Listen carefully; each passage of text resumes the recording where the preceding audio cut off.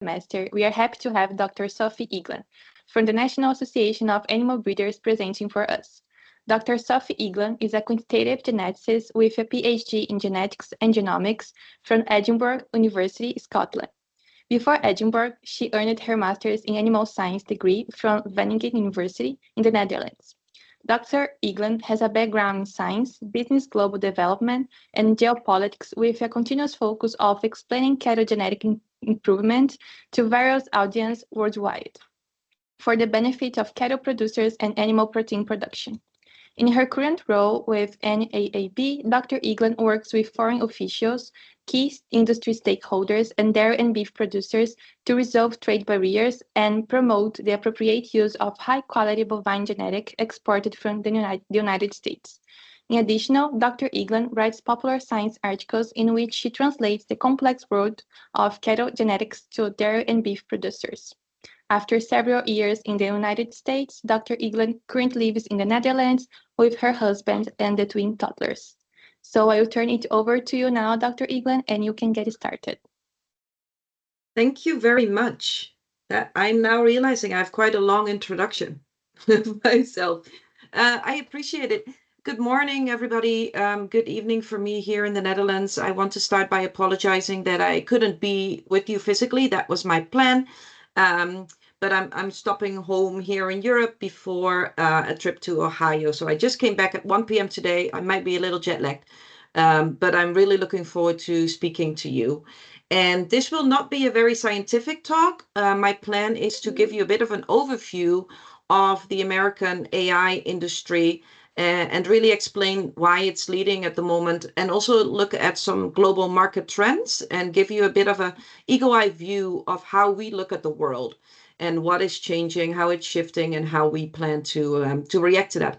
I always really like questions, so I'll do my best to go through it in the time that is allocated to me, because I want to make sure that I hear and I answer any questions that you may have.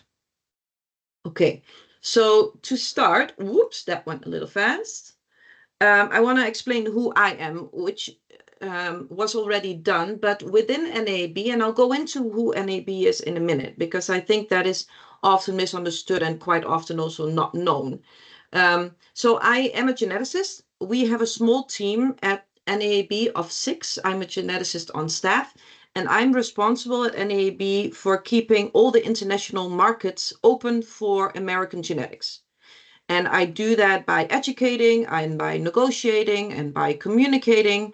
So I go to markets that aren't importing yet to open them. And I also go to markets around the world to resolve trade barriers. I'm the newest board member on the CDCB board of directors. CDCB is the organization that does the genetic evaluation for the United States. And on that board, I represent the American AI industry together with 2 of my colleagues. I already said that I live in Europe. I moved here 2 years ago and I work for the United States. So I mainly work in the evenings. And NAB is a non-profit organization. So one thing that I had to learn as a European going to the United States is that the American AI industry is not regulated by the government. It's regulated by the NAAB. So in 1946, when artificial insemination became a technology that was widely adopted, the US government had a conversation with the American industry and said, how do we want to regulate this? And the American private sector said, we want to self-regulate. And the government said, okay. So we have a memorandum of understanding with the USDA. We talk to them once a year. They do keep check on if everything is going well. But other than that, all the sort of rules of the game, what all the companies have to adhere to, are set by NAAB. And NAAB has a whole scala of committees under it where all the companies sit together to work on things for the benefit of American genetics. So we work in areas where one combined voice is the most effective.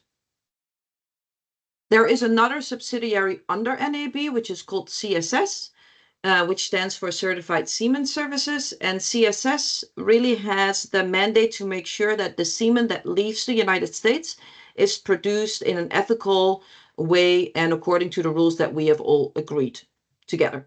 So CSS goes around to all the production centers and audits them unannounced once a year to make sure that everything is produced correctly and all the semen straws are labeled correctly so that we won't have any issues when semen gets exported.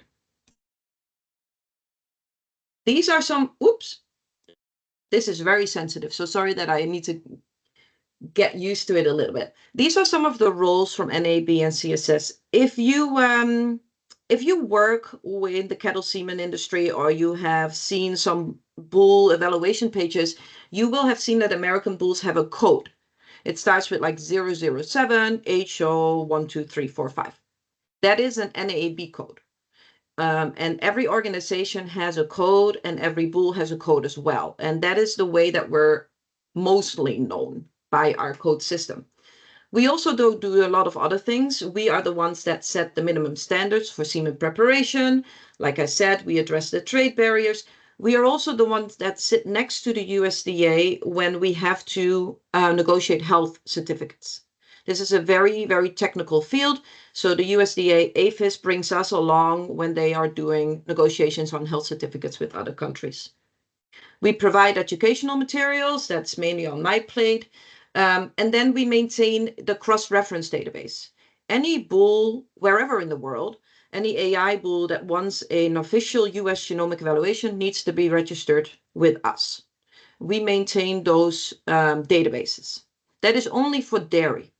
For beef, we also have a database, but that is more so that anybody around the world that uses a beef straw can go to our website and see which bull is related to the code on that straw. So we work closely together with CDCB, and we're the ones that tell CDCB which bulls should and should not get evaluations. And then lastly, all of our members tell us how much semen they produce and where it goes.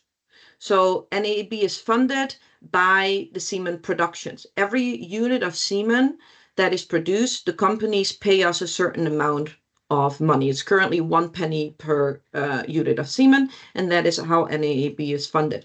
When semen production goes up, we reduce that price. So it's a win-win situation. And those statistics that we all get, how much semen is produced and where it's going and from what breed, we put that together and we bring that out to the members so that they know what is going on and can follow the trend lines. Okay, so here are a few examples of member companies. You pretty much know them all. 95% of the AI companies are members from us. There was a lot of consolidation. So there are now about 6 big ones, but you see CMEX on this list as well. It's not just American companies, it's anybody that has an office in the US, pays tax in the United States, can become a member of ours. And then we have a couple smaller companies and 46 what we call production facilities, CSS facilities. That includes custom facilities. So collection centers that don't own bulls, but just market bulls are members of us as well. I'm going to use my arrow now to see if that works better. No, okay. In total, the semen production in the United States has hit about 68 million. The figures that you see on this slide, you have to multiply by 1,000. This is a trend line from the year I was born, 1985, up until now. And it's been growing pretty much consistently. In the last year, we've had a small dip, and now we're at about 68 million units a year, that is, of semen production, where beef has really had with the beef on dairy situation, beef has really seen a large uptake in the last couple of years. Of those semen sales, about 60% leaves the country. So there's more semen leaving the United States than is sold in the United States since 2018. There is a lot of exports, and that is not declining at all. Every year we're seeing an uptake in exports to, at the moment, about 300 million worth of semen leaving the United States. That makes us world leader by about 51%. So if you look at the total global semen export, it's about 600 million worth. And the United States has about 51% of that business. And the second is Canada with 19%. And then third and fourth, you see those European countries. There's not a lot of countries that are in this business of exporting semen. It's really two fronts, and I'm going to show you a picture in a minute that shows that with America, North America, and Europe. This is an interesting trend line, though, and I find it more interesting than the previous slide. This is public data. This is public trade data that you can look at. So these are trend lines of semen exports since 1995. And as you can see, the United States and Canada have always been in the lead. But something happened around 2010 that made the United States explode when it comes to exports. And that was genomic selection. So with the development of genomic selection, it was really key on how quickly it was adopted within a country and by the AI companies, of how much genetic gain was created quickly to get those bulls at a higher level and to then have the consequence of really exporting more semen. So the United States since 2010 took a huge leap where at the moment it's extremely dominant in the entire world. This is a picture showing the global trade balance of bovine semen.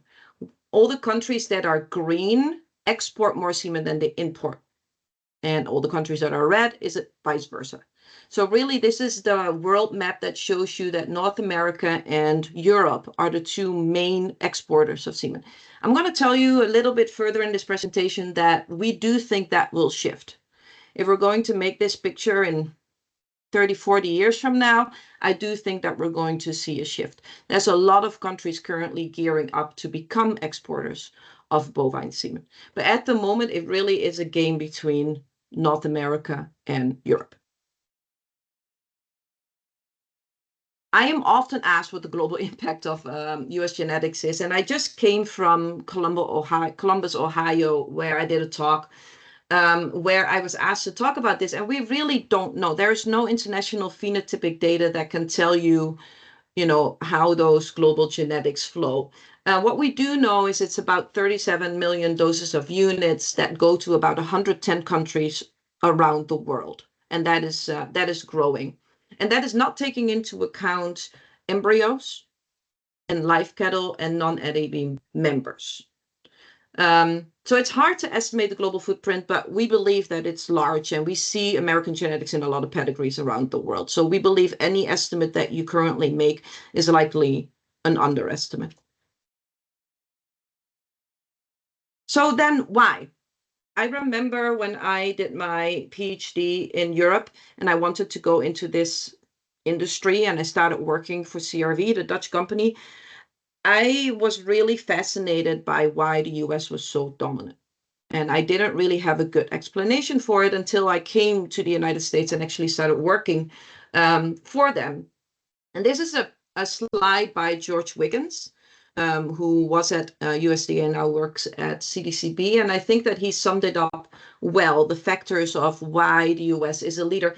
And I really want to make sure that it's clear that it's a combination of genetics and culture. Culture has a large factor in this, both the producer culture as the company culture. Then obviously it's a population size. Genetics for a large part is a numbers game, right? The more animals you have, the higher selection intensity you can create. Large focus on dairy breeds, very many diverse environments. So we have the hot and dry, we have the hot and humid, we have the cold, we have the temperate climates. All that data flows to CDCB. And then we have a highly competitive AI industry. The companies are behaving well under the flag of NAB, but out there in the field, it's a battle. Right? They are highly competitive, and that makes everybody trying to be better. And then CDCB provides what they call independent pre-competitive evaluations. In other words, all the values come out at the same day, at the same time for everybody. So nobody has an advantage, and that is a very important part here. This is a slide that I use in many countries around the world when I talk about how the United States is different from other countries, because I think that plays a role in this. And one of the first things is what I already mentioned in the beginning of my presentation. There is very, very limited government regulation or involvement. Really, the private sector is left alone to do business as they want to. The government is not getting in between that producer and the company of the sales choice of which genetics they want to make. That is very different from the rest of the world. Most countries have a government body that decides what semen comes in and out of the country and what producers are allowed to purchase what genetics. There's also not a good subsidy system for dairy or beef producers. In other words, it's a sink or swim situation. You either make it or you don't. So when we look at the American dairy producers, there is a high focus on increasing income and especially profitability. Money is at the center, aggressive chase of that genetic gain. And that comes back to that very, very quick adoption of innovative products. So people don't wait till something is perfect. They are willing to take a risk. They are looking for new strategies, and they're demanding constantly innovative and diverse products from the AI companies. So the rapid uptake of genomic selection in the United States had part to do with this company culture, with this producer culture of being willing to use bulls with a lower reliability and trusting that technology of what it was going to do.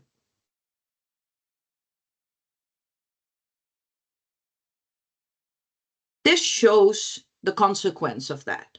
So this is a slide from CDCB that had just been updated, where they're showing the percentage of breedings to Holstein young genomic bulls in the United States from 2011. So basically a year after we really started to adopt genomic selection, all the way to now.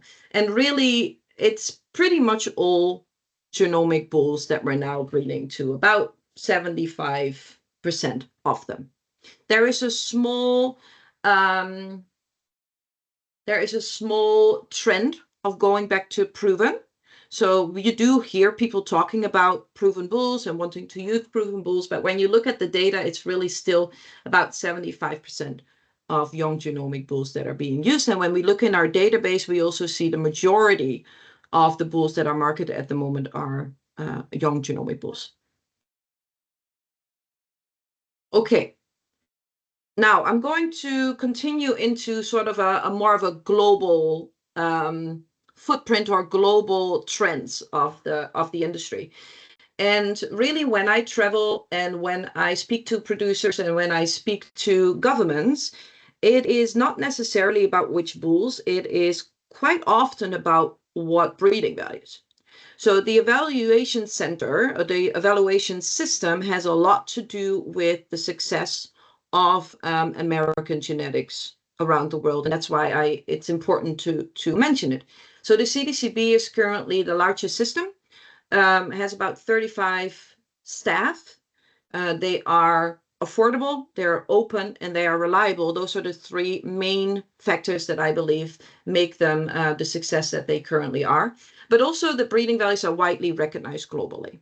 So I am of the impression that human psychology plays a role in somebody deciding what semen they want to buy. And when I go to Kenya and I talk to a producer and I ask, why do you use American semen? They say, I understand the values. Very many people of all the American companies go out and they have for decades to explain the values, and it acts sort of like a language. So there's a big army out there explaining American breeding values and how to interpret them. And that means that currently, when you look at the selection indices, the net merit is our national index, TPI is the Holstein index, but those are the two most used and most popular ones. They are not just selection indexes anymore. They are brands, right? Similar as other products that you buy a brand because you recognize the name and you know that there's a quality that comes with it. You want that product. So When I'm in South Korea and I ask, why do you breed for TPI? They can't tell me what's in TPI. They just know they want TPI. So they've become brands, and people often buy from people that they trust, from reputable brands, on numbers they understand and can read, and that they have market value. In other words, when an animal around the world has a high TPI or net merit value, they become more valuable or marketable. That's a big part in this as well. That makes for a lot of young female around the world, commercial females wanting US genomic values. This is a recent picture by CDCB showing from September, so from now, showing how many commercial animals around the world were tested at the CDCB Evaluation Center. So how many million of genotypes come from all over the world?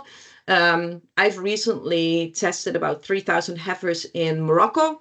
So Africa is kind of upcoming, but you see the powerhouses here.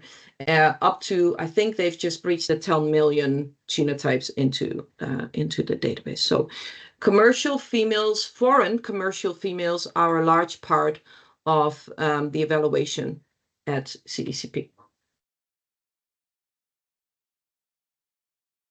I find this quite astonishing every time I read it, but last August, CDCB produced genomic and traditional evaluations, so the total amount of evaluations for all the animals of nearly 90 million animals. So we're not that far off from 100 million animals getting a evaluation from CDCB, which is just difficult to wrap your head around. Mainly female, as you can see here. Okay. So just a very quick recap. I'm going to Montreal next week, and I'm going to learn more about the Canadian system. So I figured I'll teach you a little bit about the American system in case that is not very well known. So the evaluations are done by CDCB, but CDCB does them since 2013. Before that, it was the USDA. And on the board of directors at CDCB are 4 different sectors.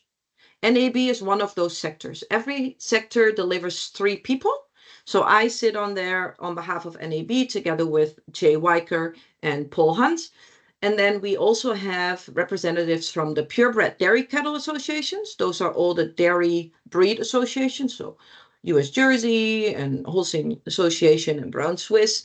They are together in that sector. Then we have the dairy records processing centers, and those are we call them the DRPCs. Those are sort of the calculation centers that get the data from the farm, crunch it, standardize it, and then hand it back to or hand it over to CDCB. And lastly, the dairy records providers, that is the milk recorders. So the NDHIA. And then lastly, they get supported on a scientific level by USDA. With the current government situation, that group has diminished quite a bit.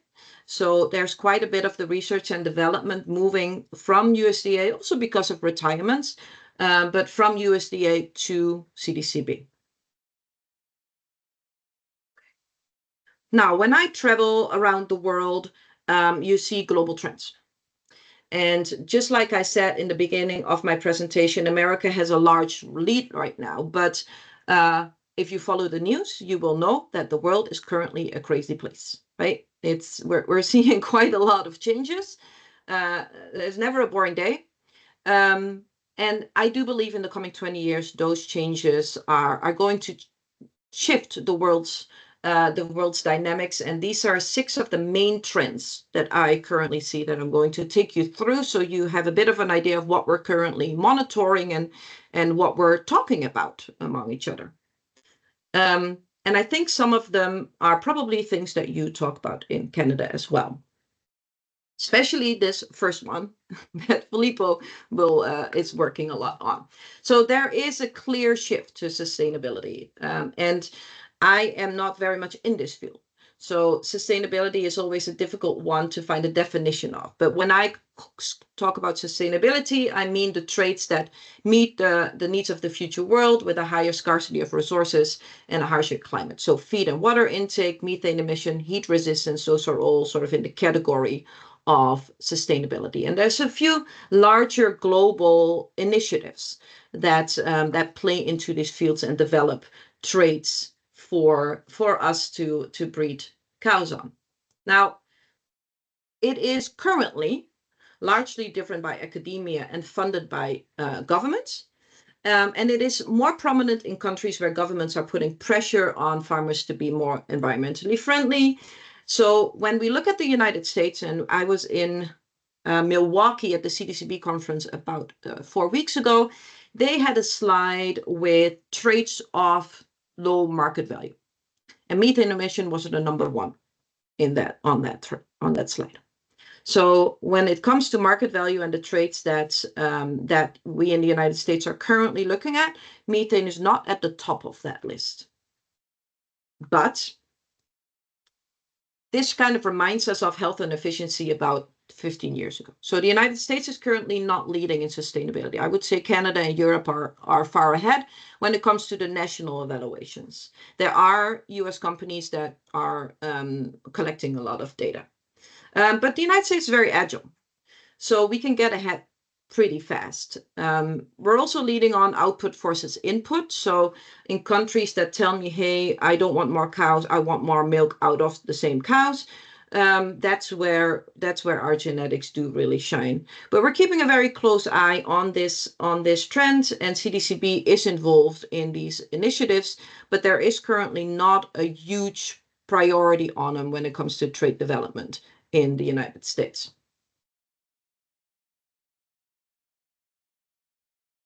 Then the evaluation system in itself. What we're seeing right now is that we're the most used values around the world, but we're getting challenged more often. We're getting challenged that it's based on US data. And that has to do with the American producers being quite innovative right now. You can think of the beef on dairy trend. You can think of the heavy use of sex semen, reproductive technologies advancing, and it makes that some of our economic values that go into an index like net merit are not similar or are quite different from other countries. So we're seeing evaluation systems sort of drifting apart, where a bull was ranking high on net merit and also high on ISU in France. Right now, that difference is becoming bigger, and we're getting challenged in that. So we need to make sure that we respond to that.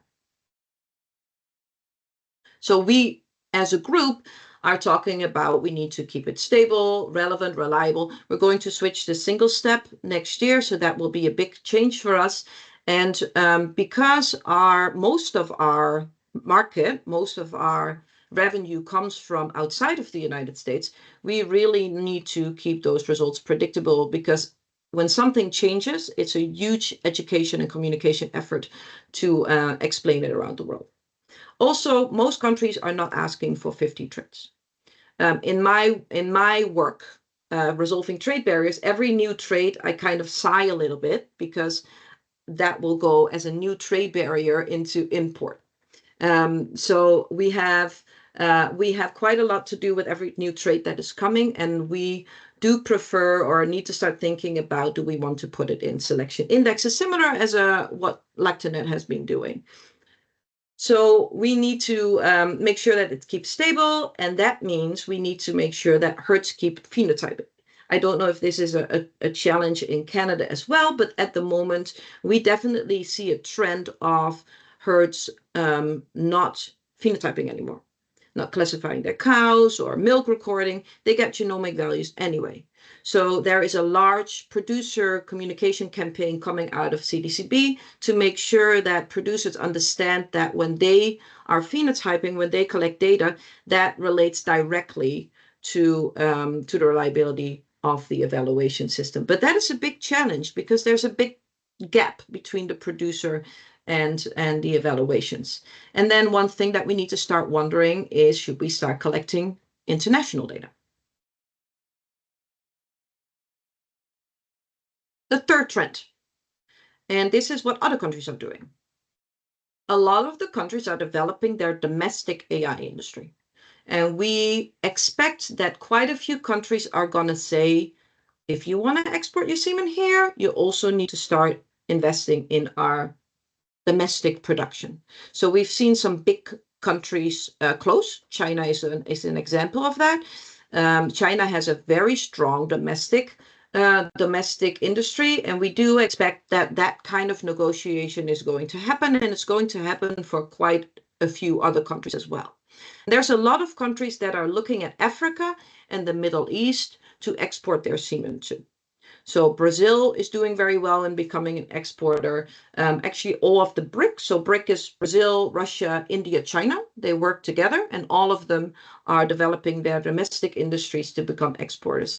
And Turkey is as well for the Middle East. So these are potential future competitors that are currently also our customers. And that creates an interesting dynamic to talk to them about, okay, how are we going to move forward in this relationship? What I do in my work is really trying to find the collaboration instead of the competition. Usually that is more effective. Where can we work together for the benefit of this semen? NAB has a traceability system with our code system, so there's quite a lot of production centers abroad, such as 3 or 4 state-owned Turkish production centers that are getting an NAB code. So that bulls that are there get a code going to our database, we know what they are, and we help them with their exports as well. These private-public partnerships also get quite a lot of support from the local governments, which helps as well with the dynamic. And then lastly, American companies, if you track it at the moment, are really globalizing. They become domestic somewhere else. So they purchase local companies and then become a Turkish worldwide sires, for example. And that helps them with these increasing trade barriers. So we're going to see more globalization of the American genetic companies. Then in the coming, it's already starting now, but I think it's coming and it will continue throughout the next decade. We're really having a large focus on Africa. And why is explained by this heat map. This is our exports here, heat map around the world. And Africa is still pretty much black. In other words, we don't export much semen there. It's our last frontier. Nobody is. But 11 of the 20 fastest growing economies are on this continent.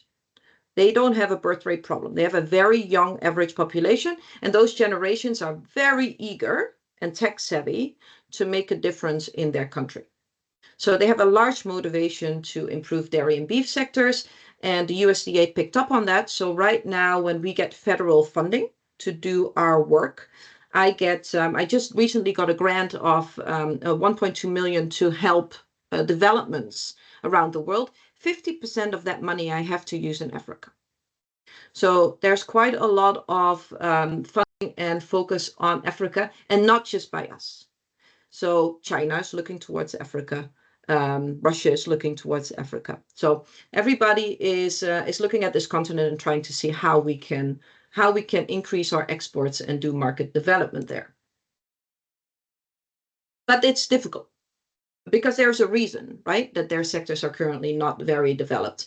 So anything that we do there needs to be large and strategic, not just semen sales, starting with animal recording and herd books and better management. And how do we work on less corruption? So the progress is really slow and the competition is large. And these are large strategic projects that need to work there. Next trend, and it's related with Africa, is that we're seeing a shift in exports. So right now, we estimate that about 70% of the semen that is produced by our members is still produced in North America, but 30% is produced elsewhere.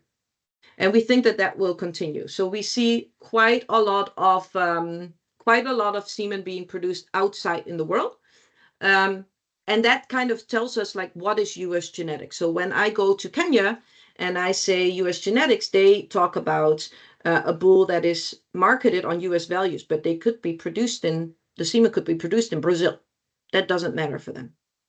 So it doesn't all have to come from America, and a lot of bulls are going around the world and being stationed at collection centers around the world and being still shipped as US genetics, which means, is the N in NAB still valid? I also want to explain, and I think that was on the previous slide, that there is currently a shift in milk powder. And why is that important? Africa, as I already said, that we're going to focus on, has a large dependence currently on milk powder. So if a country can't feed its own population when it comes to milk, they import milk powder that they then add water to and feed to the population. And that largely comes from Europe at the moment. But with Europe reducing its population size, cattle population size in the coming years, there is an increased pressure on those countries to increase the production locally. So that kind of fuels the demand that we get for genetics. And it also is a large demand for live animals. But the live animal exports have largely closed around the world.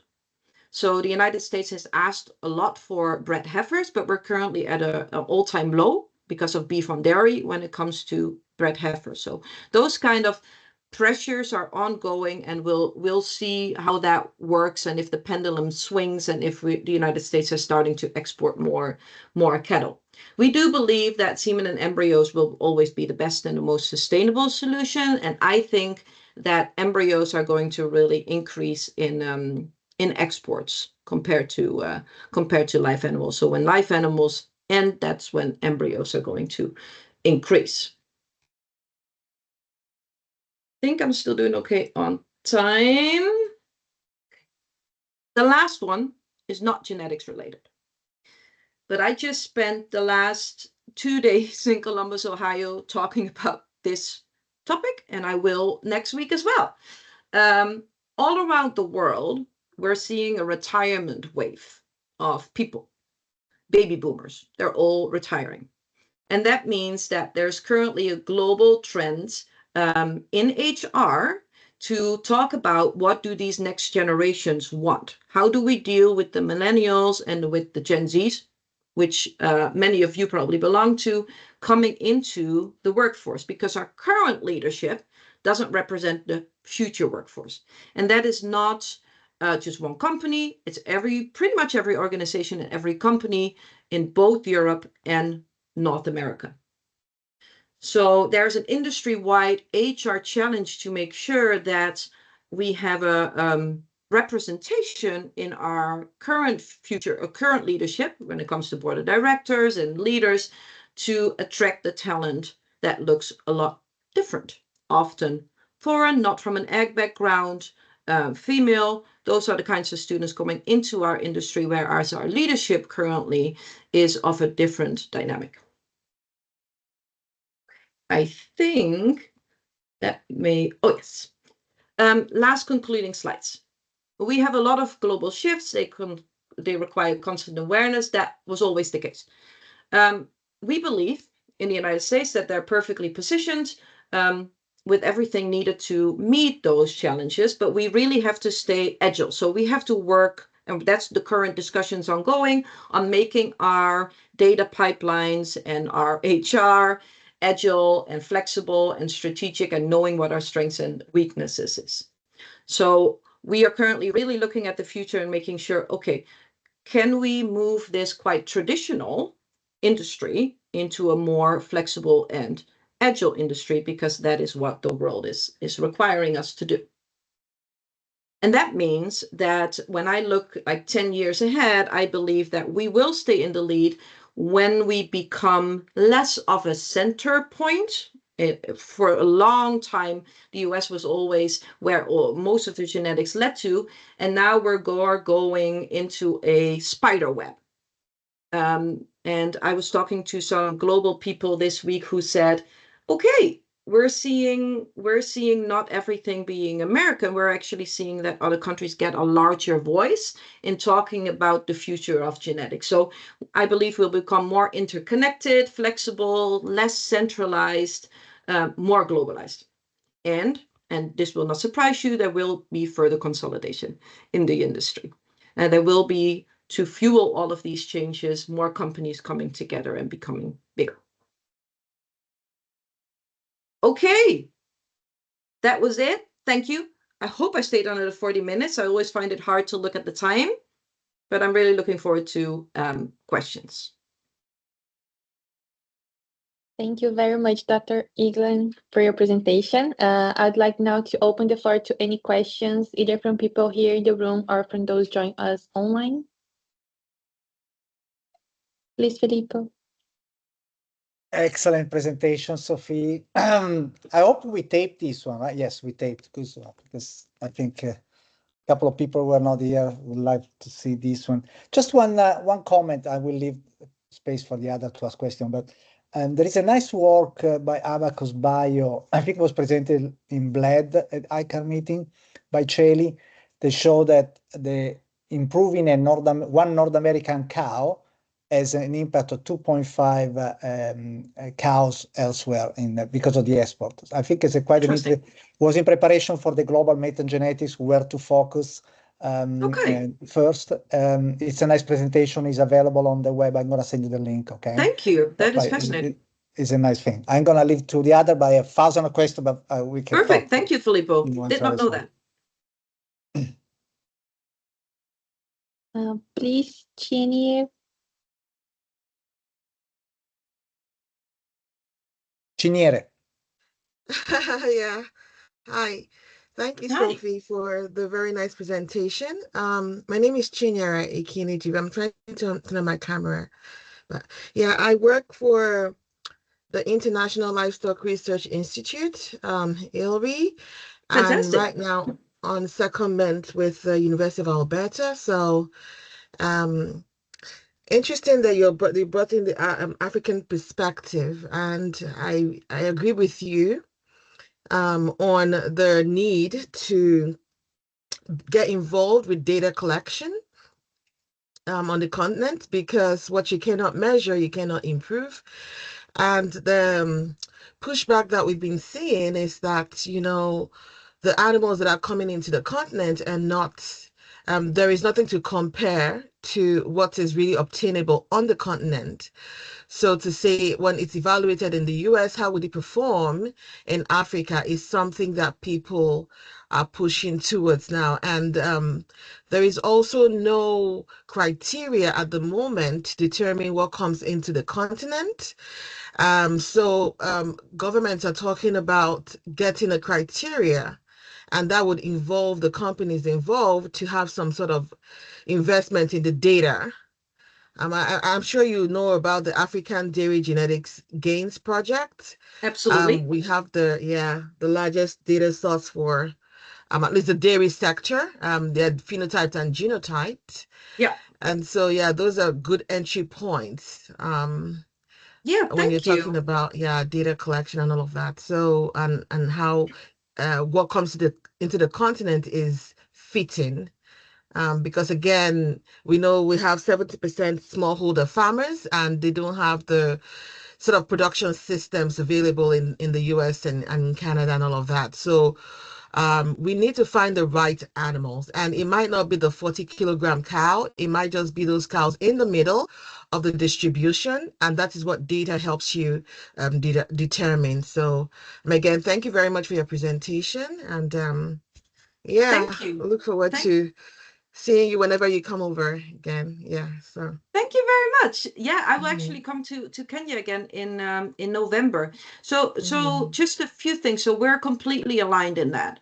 We need to find, and we like to talk about appropriate genetics for the continent. You can't talk about Africa like one country, like you can't talk about the EU as one country. Morocco is very different than Kenya. One thing that we hit in countries like Kenya and others is that there are quite stringent import criteria, actually. There currently, we can only get the pretty high TPI animals into, for example, Kenya, whereas those are not the animals that the country needs at all. Yes, exactly. So we are engaging quite heavily with the domestic industry and with the governments to find a way to get, the appropriate genetics there, and also perhaps work on something like a country index, or work together on finding out how we can help develop the sector in a way that, is sustainable. So that is one of the reasons I'm going there again, and we really look forward to it. And yes, Raphael and Julie, great job with that project. And we've actually put out a paper on, the thing is in information, right? So there is no evidence to show that what you're bringing in is not what is right for the country. And the people that are doing this are very removed from, our field of work. So Yes. the evidence is what would help. And we've done we've done some papers around that, which might help, your conversation. Thank you. I might send that to you if you're interested. Absolutely. Please do. Okay. Please do. Yeah. Thank you. Thank you. Yeah. Please, Colin. Hey, Sophie, can you hear me there? Yes. Hi, Colin. Hey, Sophie, I'm Colin. So I was actually in contact with you a couple of months ago. I'm the guy doing the Colin, genetic. like the Yes, Colin. I'm doing the genetic abnormality stuff. So we can talk about that next week anyway. But I did have a question with respect to, you kind of highlighted there that there's such a huge export market from the US perspective. And during my PhD, I spent time down at Peak, and I was in one of their facilities essentially for semen, like kind of dealing with it and all the quality control stuff and everything. And they had a completely separate area for European exports because there's a different procedure. And I was wondering, is that a thought of the NABs to try and push for like global standards with respect to that, so you could have everything coming through the same sort of pathway, just to align everything? Yeah, we'd love to. That would be an ideal world, but I don't think we'll ever get there. Because countries want to make up their own regulations. I think if NAB, if we kind of move the N from national to international, that might be something that we can strive for. We're certainly, I'm certainly building more bridges with Europe, and we're understanding each other's regulations.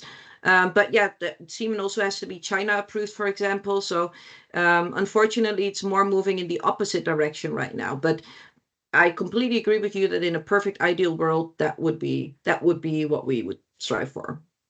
Okay, perfect. Thank you. Absolutely. Lucas, go ahead. Hi, Sophie. This is Lucas here. I'm in the room, so I don't know if it makes sense for me. Can you hear me? I can hear you if I listen very carefully. This is not for the microphone. I got it not working. Sorry. It's okay. Maybe this one is better. That's better. Okay, cool. Yeah, it's just the microphone in the room was not working. I don't know if it makes much sense for me to turn my camera on here, but anyway. My question maybe is hitting the same key again, Sophie, but you were talking about the exports and the shift that you guys see happening in the future. I just wanted to understand, why is that happening, and how, like, what are the reasons for countries like Brazil, for example, to maybe shift from an importer of semen and starting to be to be on the side of exporting semen in the future? Yeah. And how does that affect the US, for example, in the market?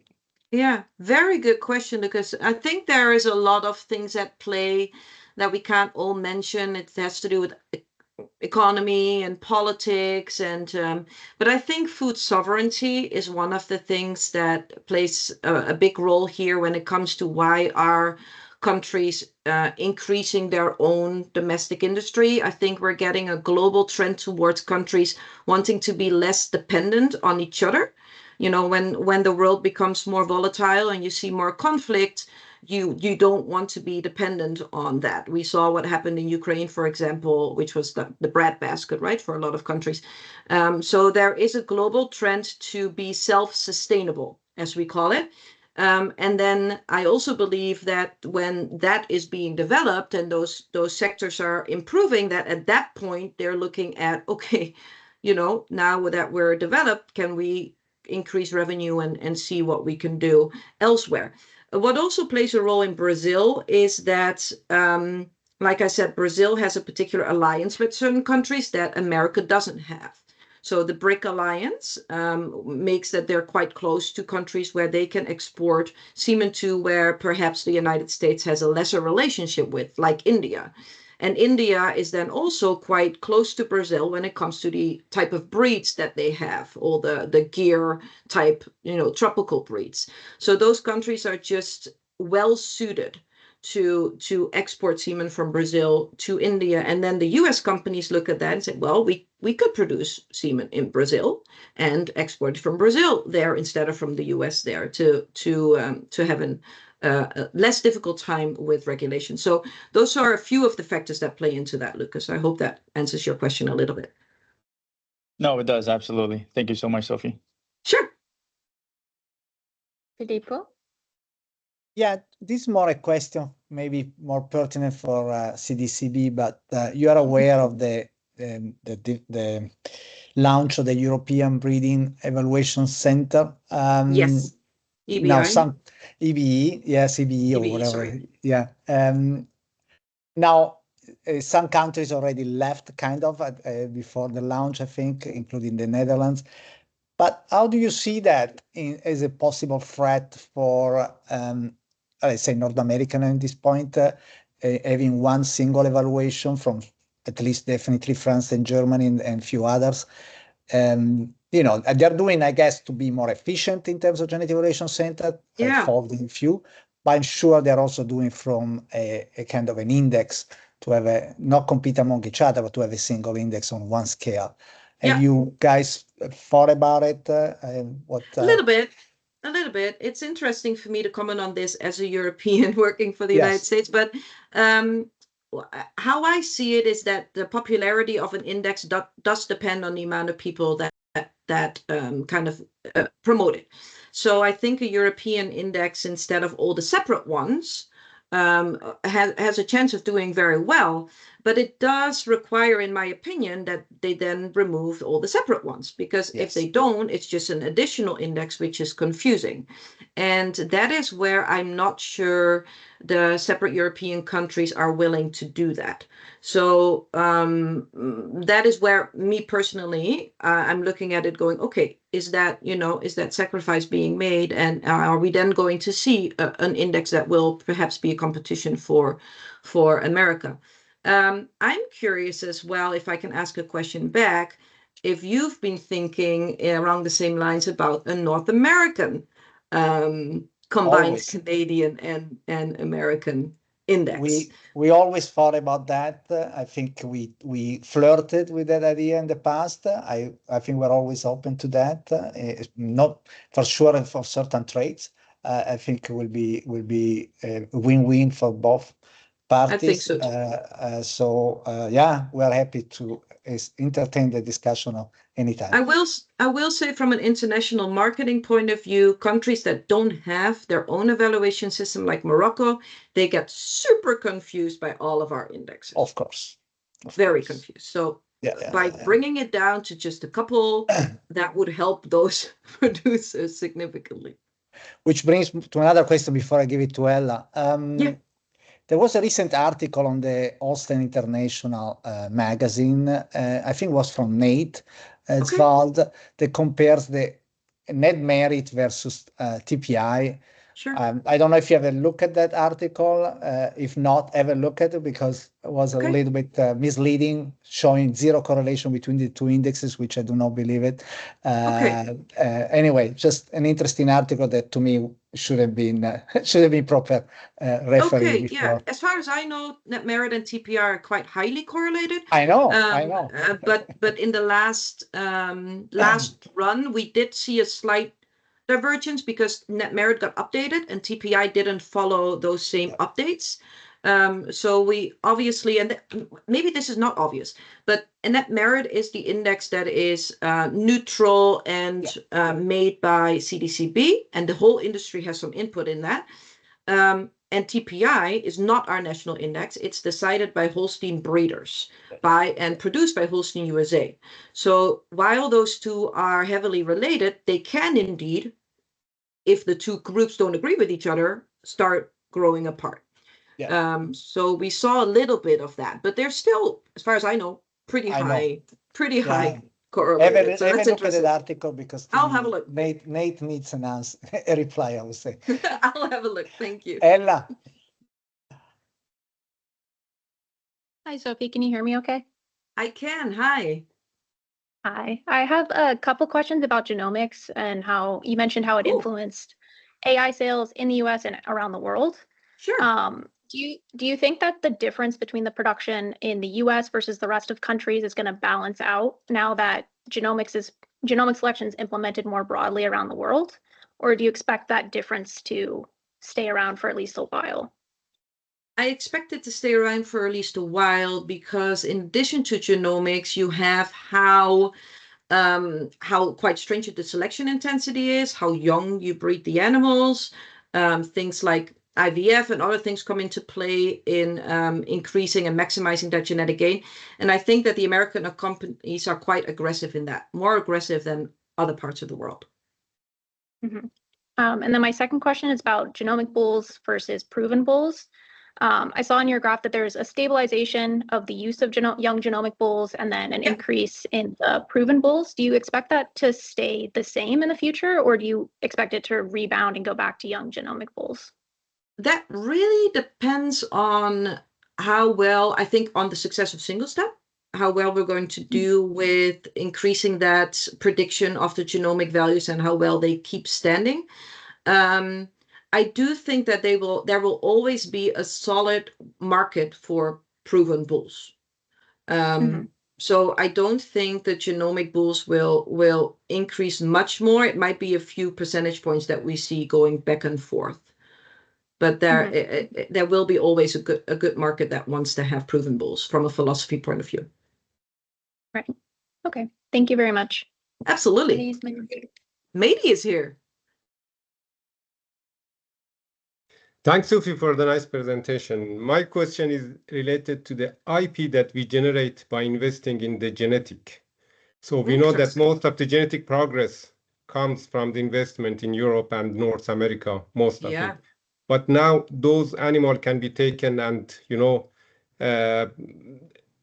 it's easy to develop a system that,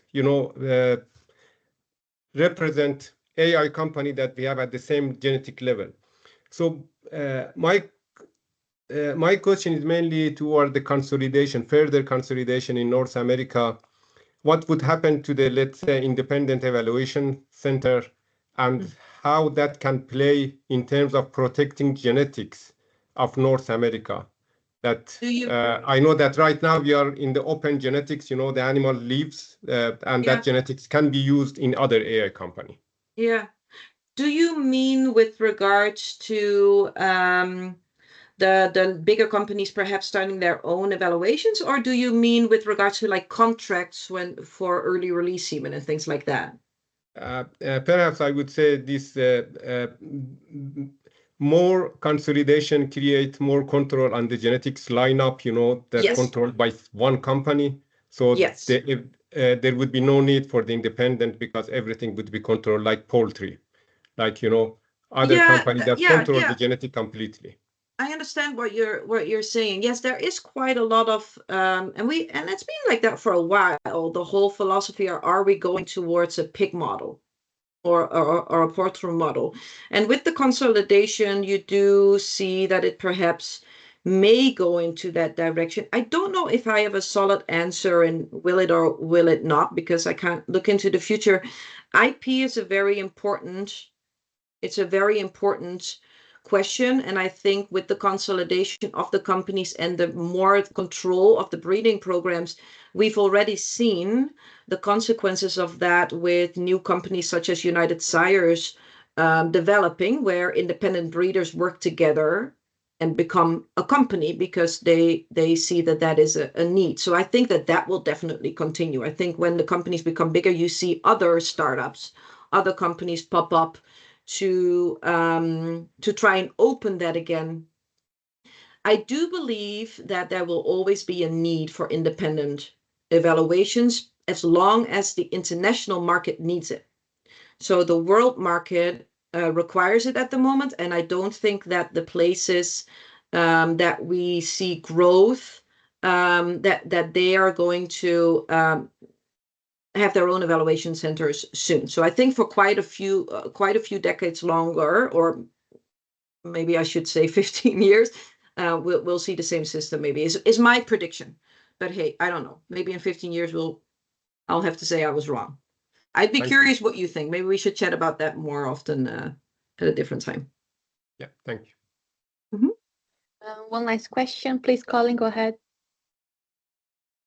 Sorry for keeping you long. So I just had a question based off Ella's one where you're talking about essentially the market share of proven versus like young sire. And I was wondering because to me, I would have thought it would increase slightly more in coming years, more so because of beef on dairy and producers mainly caring about they want a proven sire for calving ease, for example. And then that made me think more about the fact, is it a concern of the AI companies at all that more of the market share is going to be beef semen, which to me is going to be cheaper compared to the young sires. So their overall returns are going to be affected greatly by that, the greater that beef and dairy becomes. Yeah, very good question. I do think that there is a current concern about, not just a concern, just a fact that the margins are getting a lot smaller. So conventional semen, dairy semen, is the product with the most margin. But that is also the product that is currently the smallest, right? Because it's going to sexed or beef. And in the rest of the world, not everybody pays the same for semen. So the margins on semen are becoming quite small.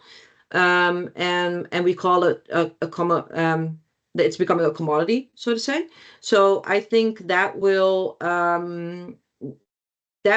fuel the trends towards embryos and other products, Colin, and herd solutions and data solutions, things like that. So I think we will see a higher diversification within the companies, such that they're not just semen sales companies, which they already are. Perfect. Thank you very much. Sure, not a problem. Sophie, you have the last question on the chat. I don't know if you want me to read for you or you can go ahead. Yes, please. So following on Matt's comment, and at the risk of committing CGIL's animal breeders heresy, if one applied the lens of automakers or planned poultry breeders, why would a market leader, US in this case, want to share data with international players that wish to displace its advantage? On the heel of the BRICS, etc., rising discussion, I always find the social justice, democratic ethic in dairy breeding interesting and frankly confusing from a first mover's perspective. I think the dairy industry is on the cusp of becoming like those other things. Wow, that's quite the question. And quite the discussion. I understand the friction between data sharing and social justice and democratic ethic. I think those are all questions that I certainly can't answer in the next 3 minutes, but that are going to be huge discussion points. And you definitely see a difference in cultures, such as the Europeans always want to share, and the Americans do not. And it's one thing that I explain a lot when I go to Europe, and it's very culturally rooted. And I do think that there is a sense of why would we share data if it advantages others, but there's also data that when you share it, it has an added value. Sequence data, for example, that if you pull it together, I mean, genomic selection came about by us all pulling genotypes. Otherwise, it wouldn't have happened. So there is quite a lot of value in collaboration. So as we have a tendency now, I think, between companies and between countries to become more isolated, it will be our challenge as industry leaders to keep bringing us together again and talking about the value of sharing. So that's going to be major discussion points in the common decade. That's the best answer I can give to that. Thank you so much, Sophie. This has been a Absolutely. great discussion. Thank you again for presenting for us today, Dr. Eaglen. And thank you everyone for coming. The recording will be posted on YouTube and I will share more details about that with you later, Dr. Eaglen. See you all in 2 weeks. Have a nice weekend. Absolutely. Have a nice weekend, everybody. Thank you for listening. Thank you, Sophie. Thank you so Bye. much. Thank you. Bye.